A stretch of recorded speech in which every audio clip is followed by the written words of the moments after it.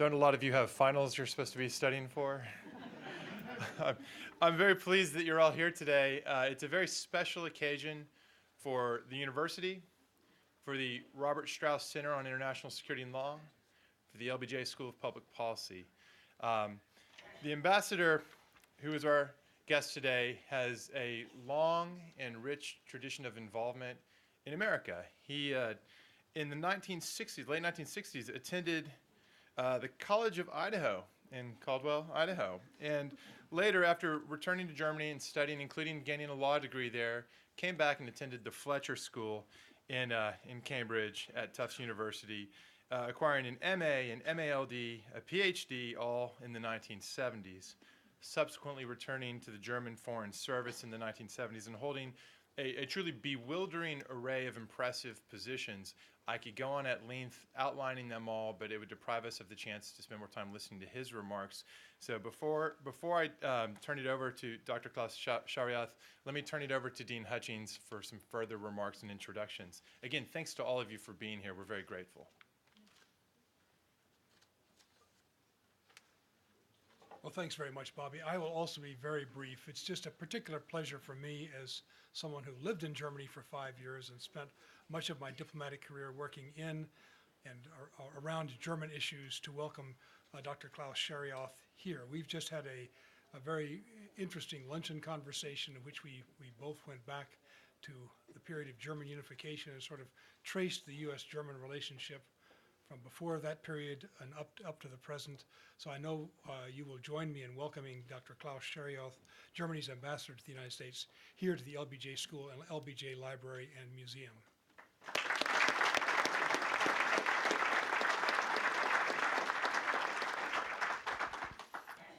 Thank you very much. It's really a great pleasure to be here in Austin at the LBJ Library Museum.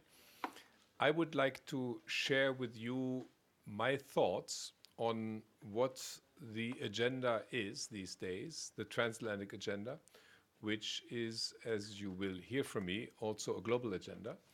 And then, of course, I would very much like to get into a discussion with you, because that, for me, of course, is the most interesting part of these visits. Before I get to the Transatlantic Agenda, let me just make one general comment. And that general comment is, as you will see, all the issues, all the problems we are facing are global problems. And therefore, none of these problems any longer can be solved by one country alone.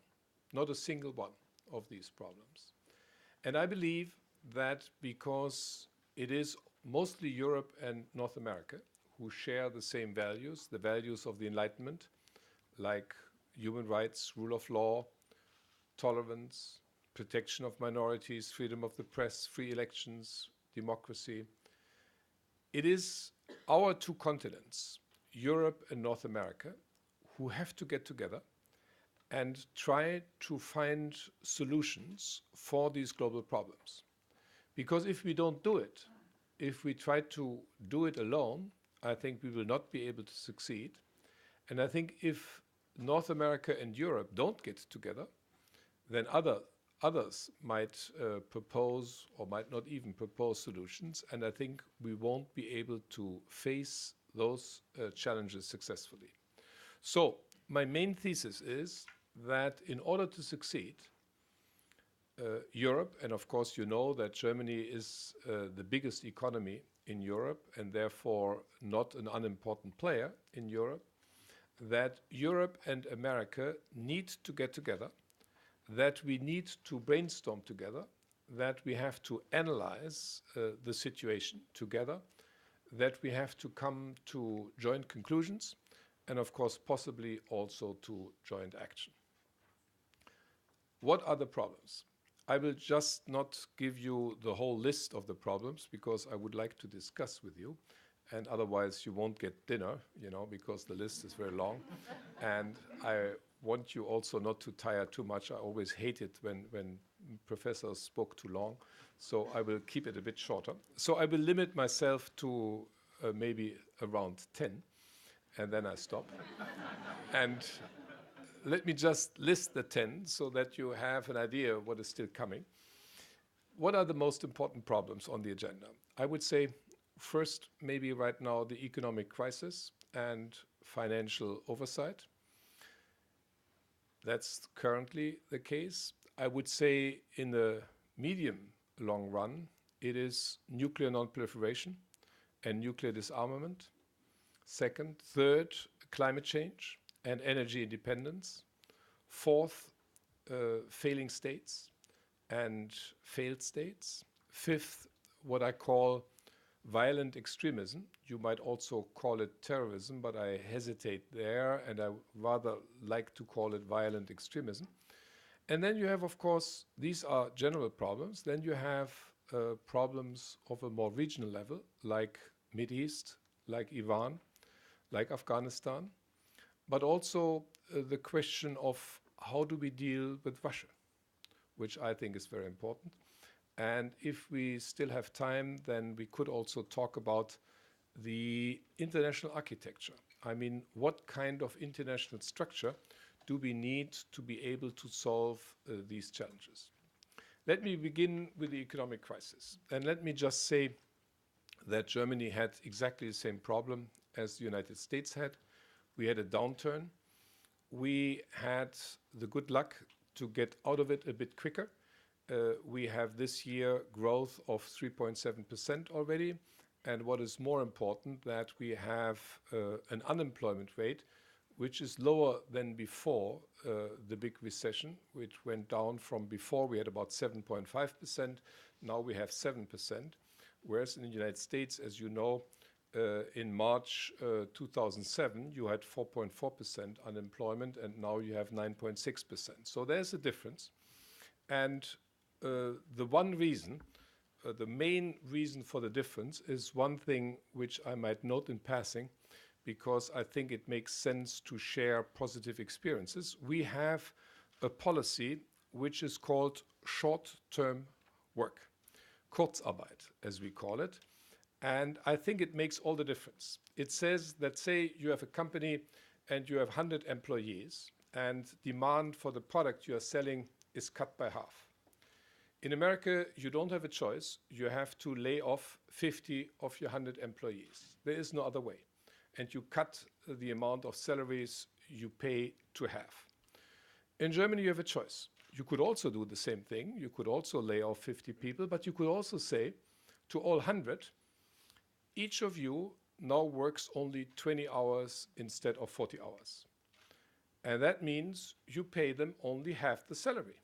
That means salary-wise, you have as employer exactly the same expenditure as in the United States with layoffs. The difference now is that in Germany, the government picks up 2/3 of the delta. That means 2/3 of the difference between the previous amount of money an employee earned with 40 hours to the one with 20 hours is paid by the government. Now you will say, but that's very expensive.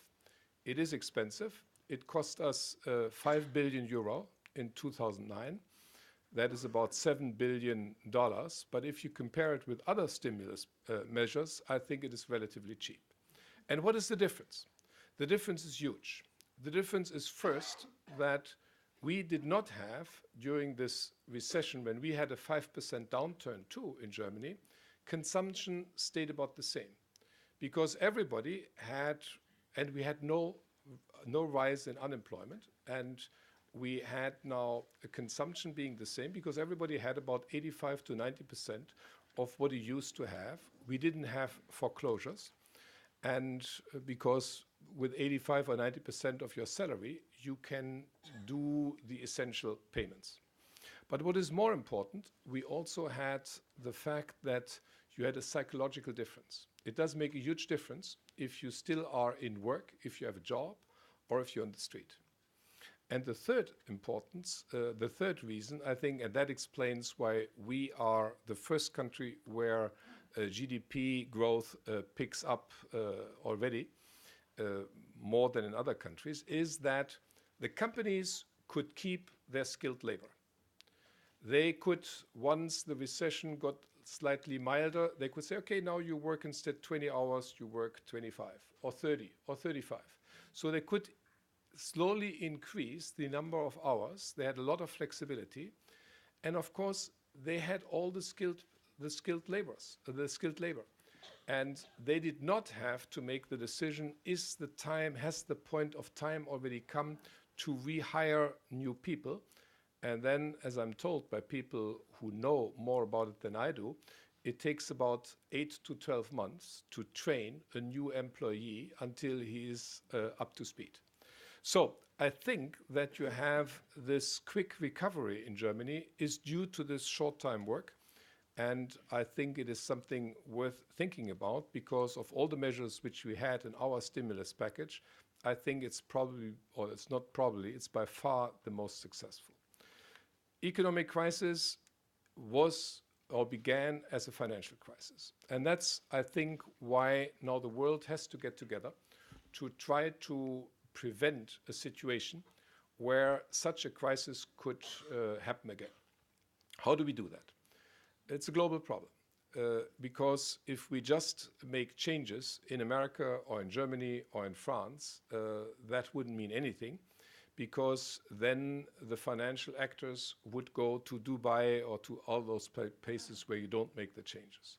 What we need to do is to find an agreement among all major economies, among all major financial markets, to create oversight so that you don't have any financial product, any financial player, or any financial market without this oversight, without increased regulation. Because only by that can we prevent that a crisis like we had could happen again. And I can tell you that we were much closer to the abyss than the public believed in 2008, exactly on September 15, when Lehman Brothers broke down. The world financial market was really in jeopardy. And therefore, we have to get together. And that is why we changed the system. We created, or not created, but we adapted the G20 format, which until then had not been really used. The main format of financial thinking was the G8. But the G8 did not work in that case anymore, because you needed a forum in which there was also China, and therefore the G20 was picked. It was an existing format, but it was used now for considering those financial questions. And I'm pleased to say that in November 2008, already in Washington, a small miracle occurred, because leaders from these 20 countries, they could agree on the 47 areas in which we needed to do reforms. And that is quite something, that you do agree on what needs to be done. That's the good part of the story. The bad part of the story is that we didn't solve the problems yet. But I mean, we solved about 20 of those 47 areas. That's roughly the figure. So we have made progress, but we need to continue, and we need to find solutions for all of these problems, and we need to find common solutions, because, as I said, otherwise you would just have financial actors moving out of our countries. So that's number one. Number two, nuclear non-proliferation and nuclear disarmament. And that, I think, is a real threat for the next 10, 15 years. Because if we don't act quickly, if we don't act radically, I can tell you that within 10, 15 years, you will have a situation where you don't any longer have just 8 nuclear weapon countries, but maybe 20 or 25.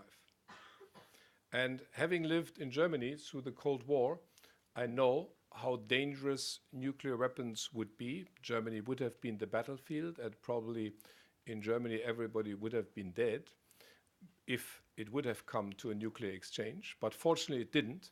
Why didn't it get to a nuclear exchange? Because as you had in Germany, in America, and also in the Soviet Union, you had not only an elite which had been trained in the theory and practice of nuclear deterrence. They knew that nuclear weapons could never be used. that this would be a disaster. And you also had a red telephone, which made it less likely that you would have a nuclear exchange by accident. Now, these new countries, which might acquire nuclear weapons if we are not careful, they, of course, neither have red telephones, nor do they have all an elite which is trained in nuclear deterrence. So I think the chance of either an accidental exchange or even an exchange not really prevented by some dictator, I think is quite likely. What is even more likely is, in such a situation, that nuclear weapons would not be properly safeguarded. Because that, again, is something which is extremely well solved in the United States, in France, in Britain, in Russia, that you have a very good protection, a very good safeguarding of nuclear weapons. But could you really be sure that in all those 20, 25 countries, nuclear weapons would be safeguarded in such a way that terrorists couldn't get hold of them? I'm not so sure. And therefore, I think we have to make that our number one priority. And I'm very happy to report that President Obama, the new US administration, believes that this is one of the great problems and has already made major changes in nuclear policy, which we in Germany very much appreciate. And we work very closely together here, because the new insight by the new US government is that there is a link between nuclear disarmament and nuclear non-proliferation. Only if the nuclear powers begin to disarm do you have a chance to convince the have-nots not to acquire nuclear weapons. Only if you disarm, only if you reduce the reliance and the salience of nuclear weapons, do you create an incentive not to go for nuclear weapons. You have to reduce the status, and you have to reduce the standing of nuclear weapons. And that is, I think, what the United States is doing. I think the Nuclear Posture Review of the US administration is a revolutionary document. It says basically the United States will not use nuclear weapons against a non-nuclear weapon state, in brackets, in good standing with the Non-Proliferation Treaty. That's an exception for Iran. But in general, it says the United States will not use that. And that, of course, is a strong incentive not to acquire nuclear weapons, because it means they will not be used against you, your country, the third country, if you don't have nuclear weapons. That's one change. Another change is, which I think is also revolutionary, which is, it says we will reduce the importance of nuclear weapons. And the third one is we will not develop new nuclear weapons. All these are very strong incentives for non-nuclear weapon countries to think twice before they want to acquire nuclear weapons. So I think that's a good policy. I'm very pleased that the United States and Russia negotiated a New START, I believe, which it's an agreement about the reduction of 30% of the strategic nuclear weapons. It also continues the existing verification system. All of that very good, very much in our interest. I think also in the Russian interest, of course, but very much in our interest, the US interest, the Western interest. And therefore, I very much hope that the US Senate in the next few days will ratify New START. We would very much welcome that, because we believe that this is a very first important step, not only in nuclear reductions, but also in the relationship to Russia.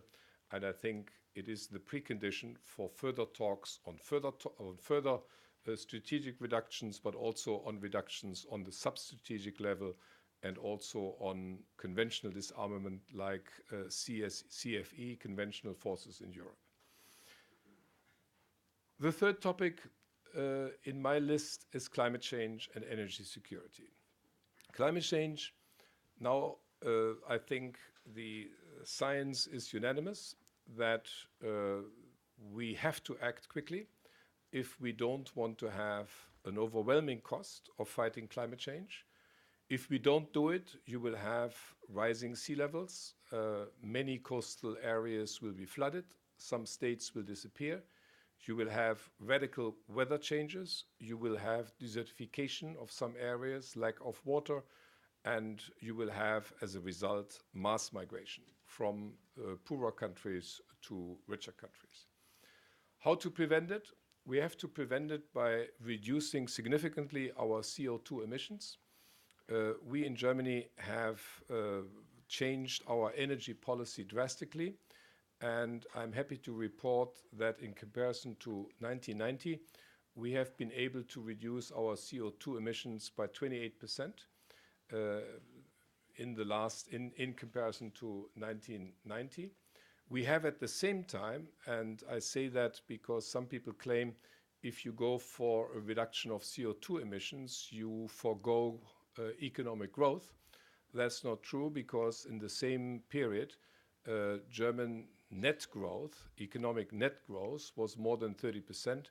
So you have a 30% growth with a 28% reduction in CO2 emissions. That's the main thing. We need a common agreement. We need an international agreement. It's a global problem. It does not suffice if just Germany or just the EU or just the US does that. I think we need an agreement. We need a worldwide agreement that everybody does that. And that's why I believe that negotiations like Cancun or next year South Africa are very, very important. I think there is some guarded optimism possible that we could make first steps, but we won't get the new agreement this year, and it will be difficult to get it next year, but we should really continue to work on that.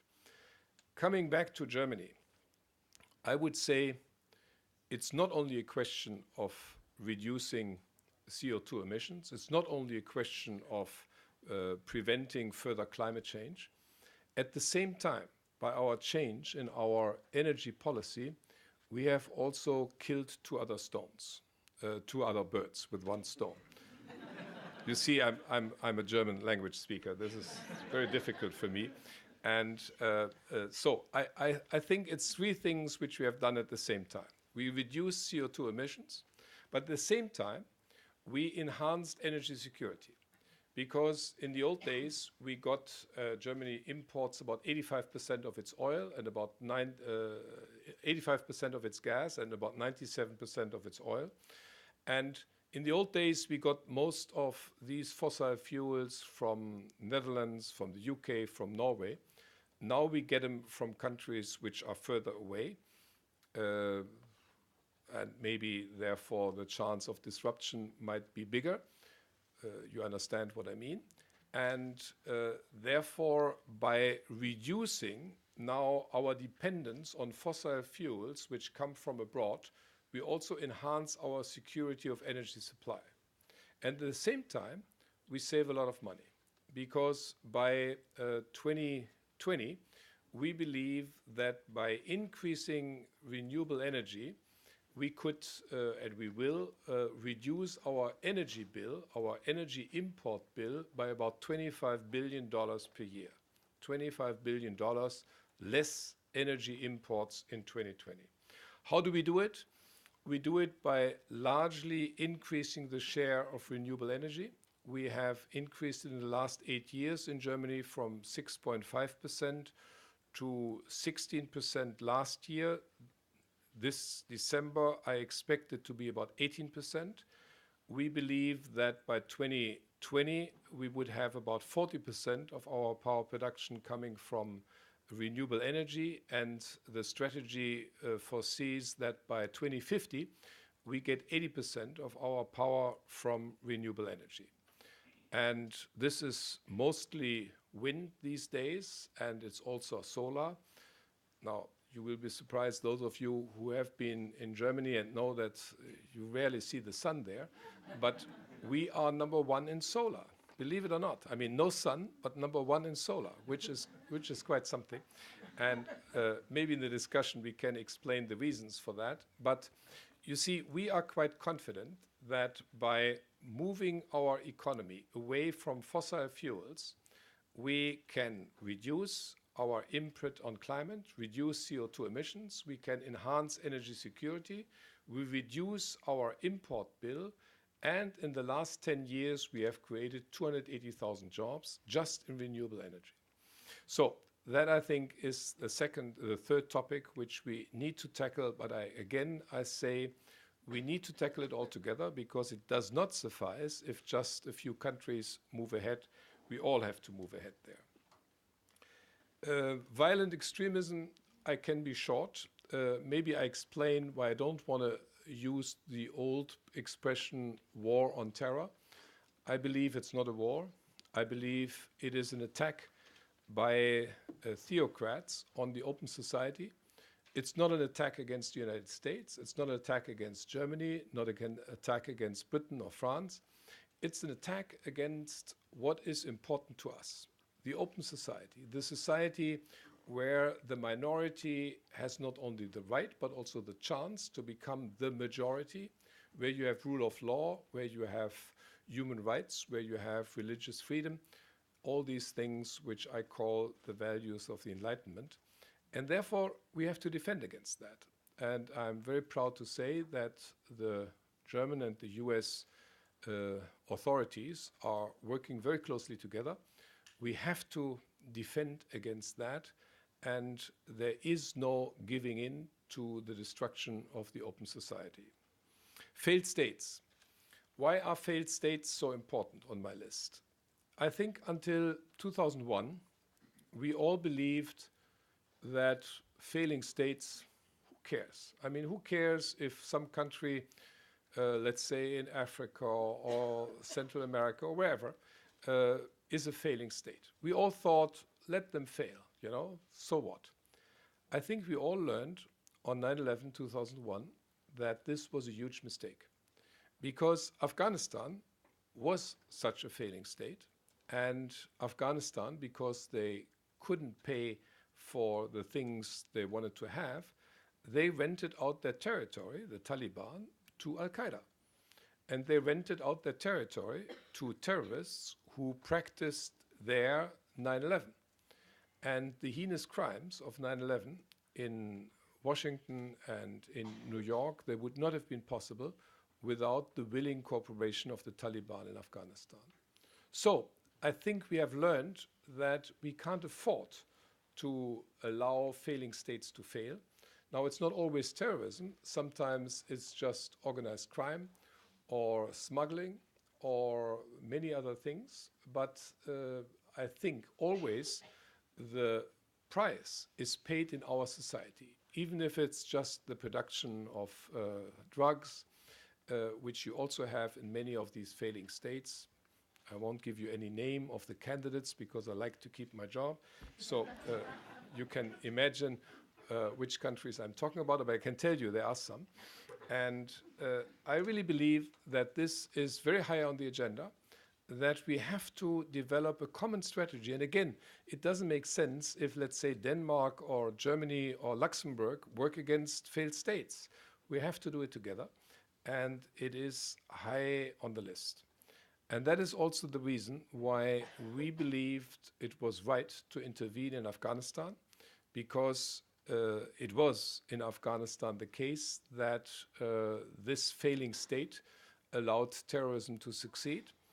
And Germany has, from the very beginning, supported that intervention. We believe that the only road to success is a truly comprehensive approach. We believe there is no modernization and no development without security. That's why we have the third largest contingent of soldiers there. We have about 5,000 soldiers right now. And we had for a while even the strongest contingent of ISAF. And we were the ones who suggested that NATO take over in Afghanistan. So we firmly believe that is a necessity. But we also firmly believe that this does not suffice. We believe that in order to succeed, we have to put the Afghans in a position that they can run their own country, that they can run their country successfully, that they are in a position to do Now, I don't want to say good government, I would say better government. And I think, therefore, what's needed, and that's what Germany has been trying to do from the very beginning, is that we train not only the army, the Afghan army, not only the police, but also bureaucrats, teachers, lawyers, prosecutors, journalists, all the people you need to run a country successfully on your own. And I'm very pleased again that here we have very good exchanges. I think the US and the German government, like on the other subjects which I mentioned, work here hand in hand, and I think this will be necessary. And we need security to have modernization and good governance, but also we need good governance and modernization to have security, because if you don't have that, then no street will be safe. If people have, for instance, if you can't just destroy the narcotics production and not offer people alternative livelihoods. Therefore, when you do something against the narcotic production, you also have to create ways to earn your living for the people concerned. Iran. Why is Iran so important? You might recall that it was Germany, together with Britain and France, in the summer of 2003, who brought this subject to the international agenda. We did so because we believed that if Iran would work on a nuclear weapon, that would be a disaster for the whole region. Now, we therefore began to speak to the Iranians, and we told them, you have lost the confidence of the international community, at least our confidence, and therefore we propose to you the following deal. You have a choice. You either forego those things which you don't need for civil nuclear power, but you just would need for making a nuclear weapon, and that is mostly enrichment and reprocessing. You don't need that for having a power plant, a nuclear power plant. So you forego those two things. You would also allow monitors of the International Atomic Energy Agency into your country and sign the so-called additional protocol, which says all that. So you open your country, you are more transparent. If you do that, we will help you to modernize your country. If you don't, we don't.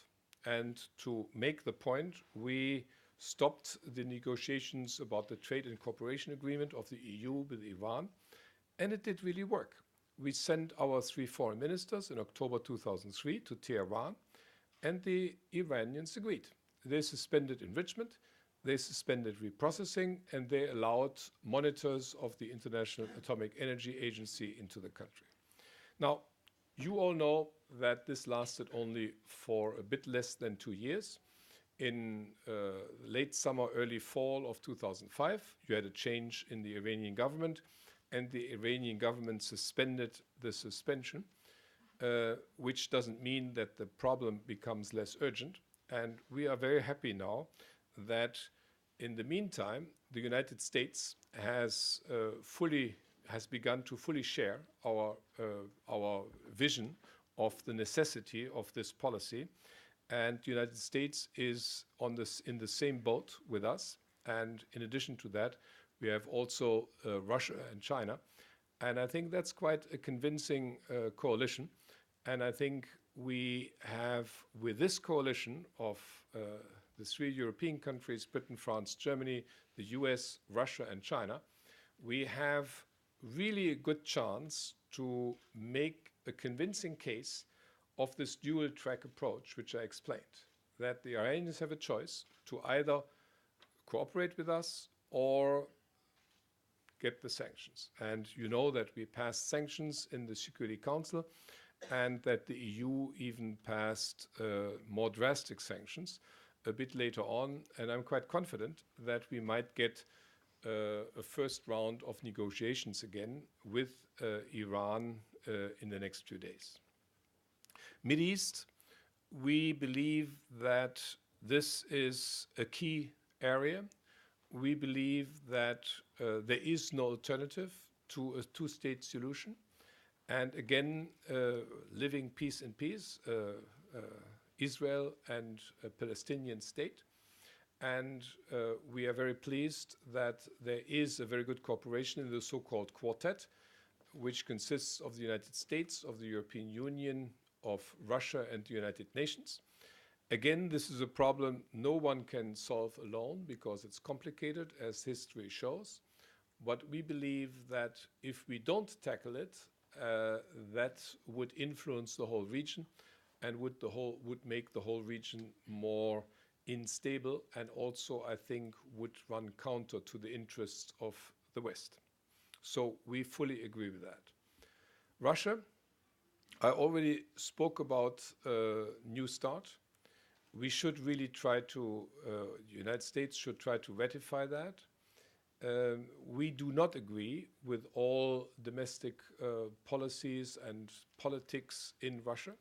We have our own criticism of how sometimes journalists are treated and many other things. But we believe that Russia is an essential player. And if you look at the list I gave you, many of those problems you can't move forward without or against Russia. Take nuclear non-proliferation or nuclear disarmament.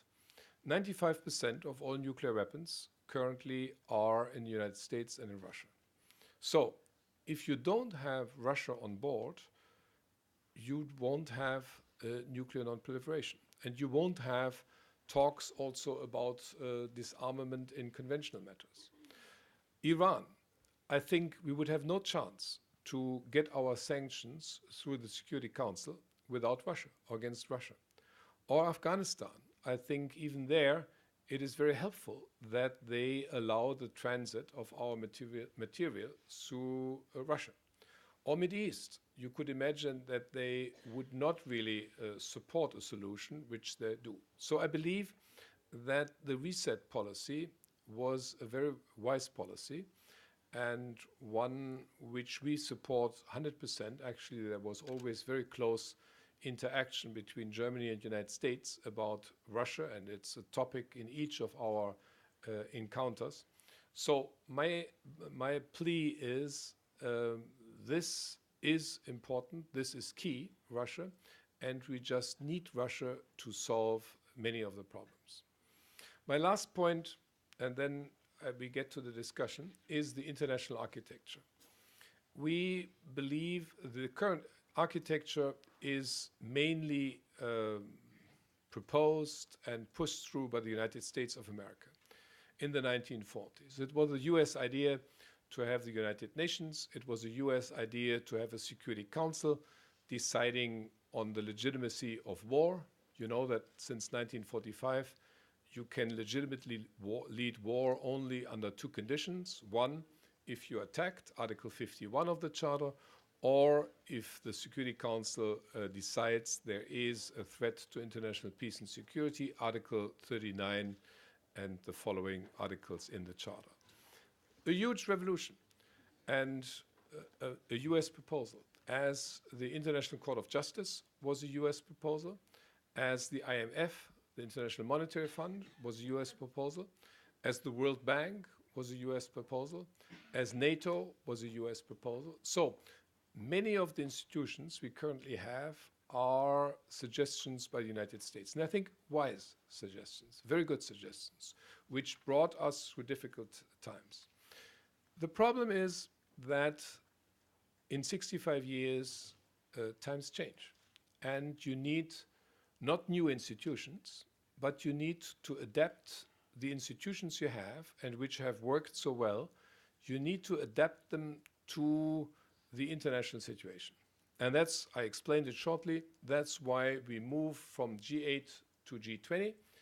We needed a forum where the emerging powers were also represented, and that's what happened.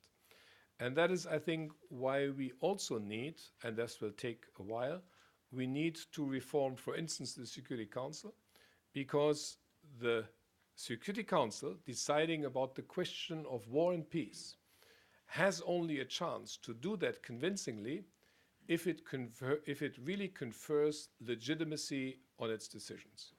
And I think that in 1945, it did exactly that. I think it was a very good selection of permanent members. United States, Soviet Union, Britain, huge empire, France, China. I think it was the right decision at the time. The problem began in 1947, when India became independent. Of course, India in 1945 could not be a permanent member of the Security Council, because it didn't exist. But in 1947, it began to exist.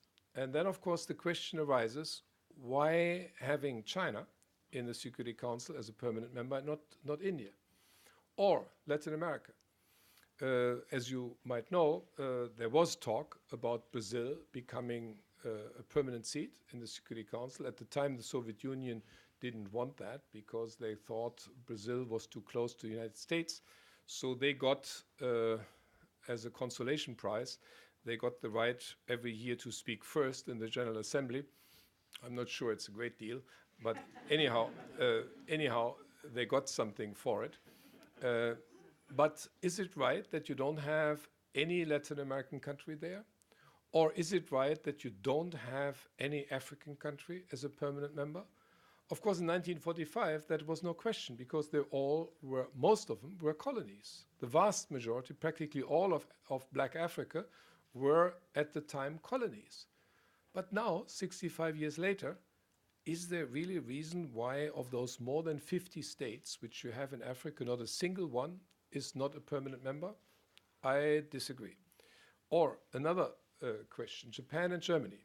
Of course, in 1945, it was obvious that neither Japan or Germany, who were the two aggressors in the Second World War, could become a permanent member. Of course not. I mean, when you lead a war of aggression, you should not be rewarded with a permanent membership. But the times have changed. And I would say nowadays, you have 65 years later, this no longer is an issue. And for instance, Japan and Germany together make up for almost 30% of the UN budget, more than all the other permanent members of the Security Council together, with the exception of the United States.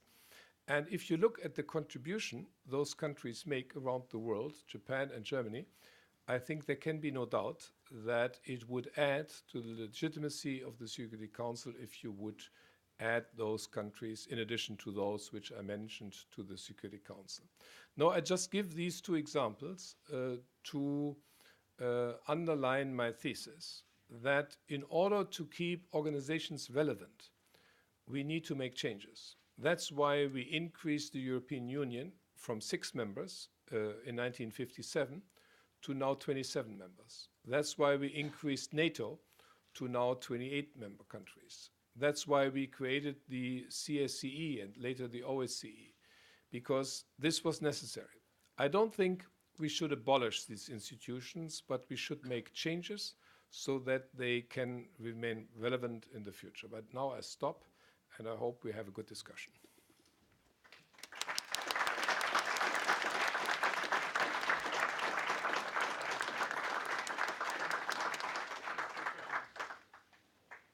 Yes, Ambassador, we recently, just a few weeks ago in Brussels, sort of celebrated a display of unity on the part of the members of the alliance. And one of the items on which a new consensus was reached would be Afghanistan. We assume that the discussions and the exchanges which led to this unity of analysis, the prelude to unity of action, brought to the fore and exposed the key underlying issues on which current strategy is based. Yet we here in the United States still are in the uncomfortable situation of having yet to receive crisp and clear delineation of some key elements. Perhaps, therefore, viewing it from the experience of Germany's experience at this meeting, you can clarify that. One, implicitly stated that the United States is objective. Implicitly, the United States is committed to staying in Afghanistan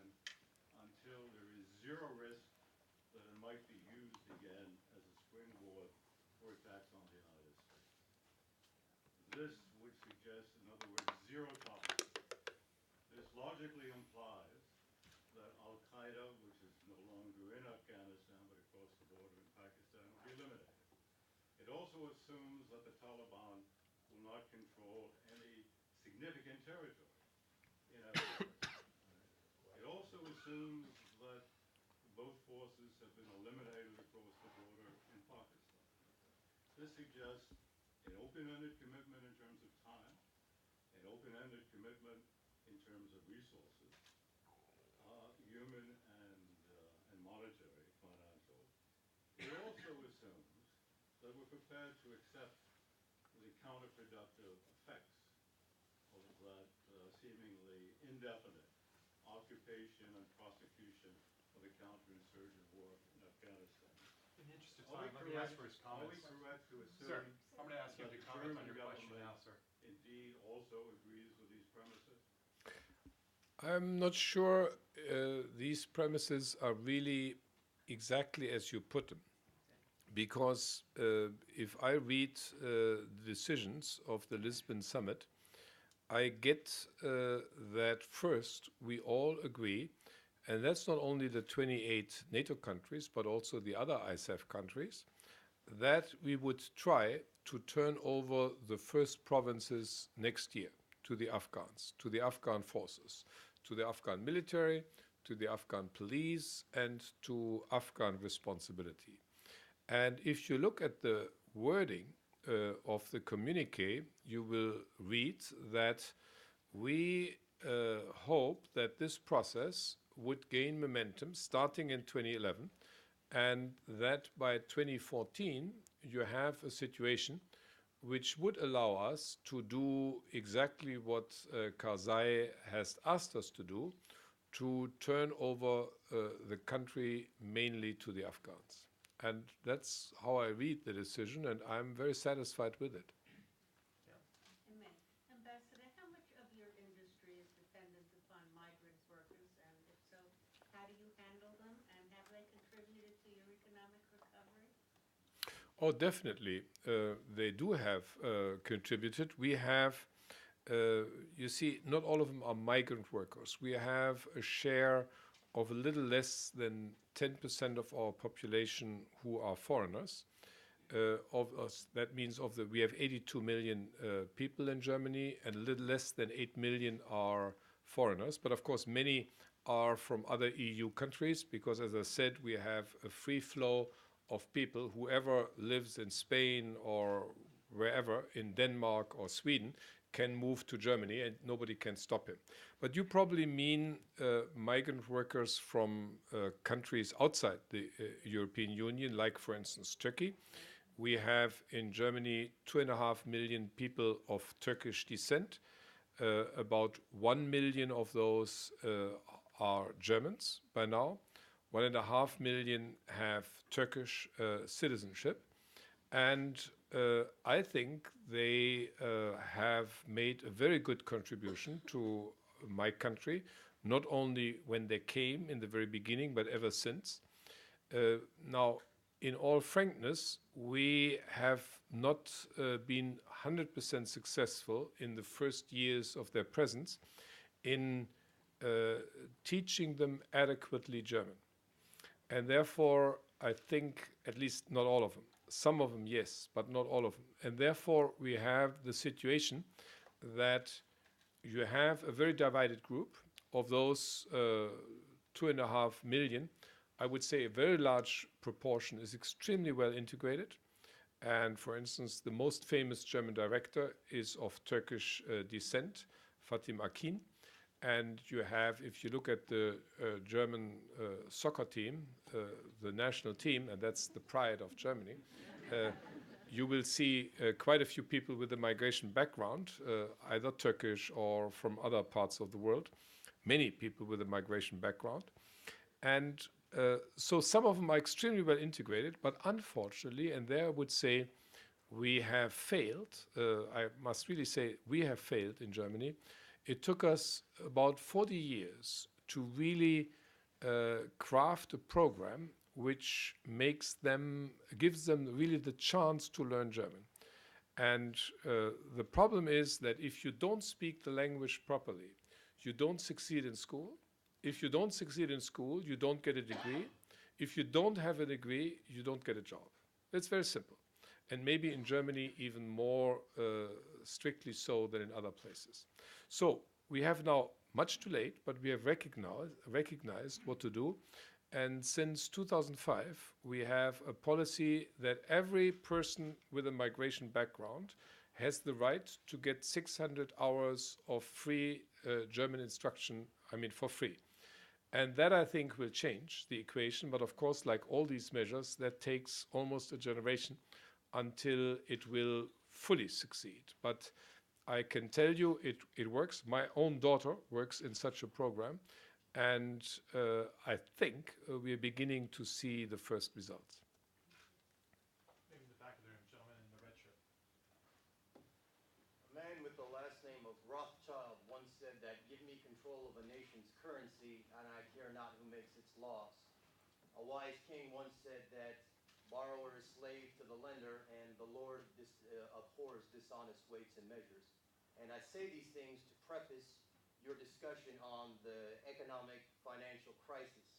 Now, it is I have read extensively on the nature of our Federal Reserve System.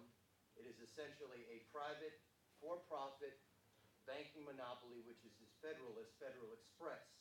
Now, this whole speech is to discuss the problems that the world faces today, and I would agree that the banking and financial crisis is way, way up there. As per my understanding, the Federal Reserve has basically a right to counterfeit and create as much money as it, in its holy wisdom, deems necessary to ameliorate any and all financial problems whatsoever. There was a time when most of the nations on the world were on a gold standard, which gold is a natural check to the inflation of currency, because the more currency that is created without gold backing it, well, the banks have to ultimately be responsible. So in all the talk in the corridors of world power about financial crisis and grand architects and oversight for all the economies of the world, is there any serious consideration of going back to a gold standard instead of relying upon the wisdom of the bankers who largely operate in secrecy? There is a discussion. You probably have read the articles by Bob Zoellick and others who discuss that. But you see, I slightly differ, I think, with your perception of the Fed. I think the Fed overall has done a pretty good job, a very good job, I believe. And of course, you have to note that the Fed's goals are slightly different from the ECB and the Bundesbank. The ECB is committed just to the stability of the currency. That means no inflation. That's the one and only aim of the ECB, of the European Central Bank. Now, the Federal Reserve has a double aim. The same, not to have inflationary policies, but also employment. And therefore, I think you have to keep that in mind. If you don't want that, you have to change the rules for the Federal Reserve. But I believe that the discussion is there on gold. And as you know, we had the gold standard until 1971. But of course, that would not be easy to move there. But the discussion is on. There's no doubt. The woman in the back there. You. Yes. Can you discuss really briefly the Europe 2020 strategy? Could you speak up a bit? Can you discuss very briefly Germany's stance on the Europe 2020 strategy, and specifically the EU headline target about reducing poverty? And I didn't get it. One more time. I Can couldn't. you discuss very briefly the Europe 2020 strategy Europe and 2020 Germany's strategy. stance on it, as well as On climate. No, on No. poverty. Poverty. Poverty and social exclusion. Poverty and social exclusion in the Europe 2020 strategy. German position. Did I get it correctly on poverty or what? Yeah, the Europe 2020 strategy and Yeah, you see, of course, as you know, practically all European countries have a very strong social dimension. And for us, a certain amount of social access and a certain amount of social well-being is an essential part of a functioning democracy. And therefore, you know that we in Germany have created what we call the social market economy. That's nothing new. And this is something which is shared across the political spectrum. Nobody wants to get rid of that, of a kind of a social capitalism, social market economy. And that's also behind this strategy, that we try to counter a situation where the difference between those who earn a lot of money and those who earn not so much money is not growing, but where we could reduce that.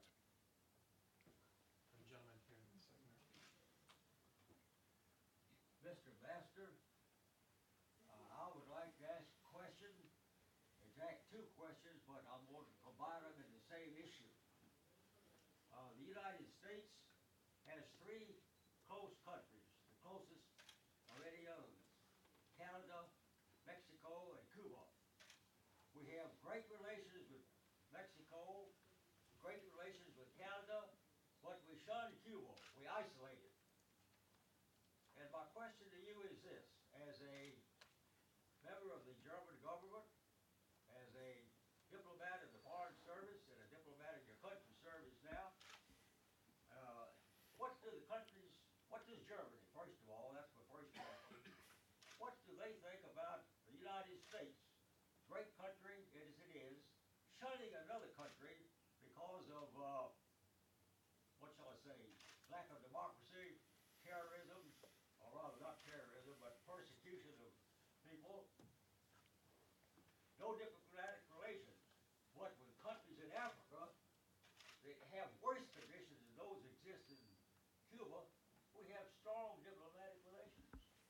So my question to you is, first of all, what does the German government think about this? And what does the NATO members think about it? What do they think about it? First of all, we do have diplomatic relations. Germany does. But we share, of course, many of the concerns the US government has. We are not always happy with everything the Cuban government does, especially when we talk to them. We always raise how they treat political opponents, how they treat dissident journalists. So there, I would say our aims are similar.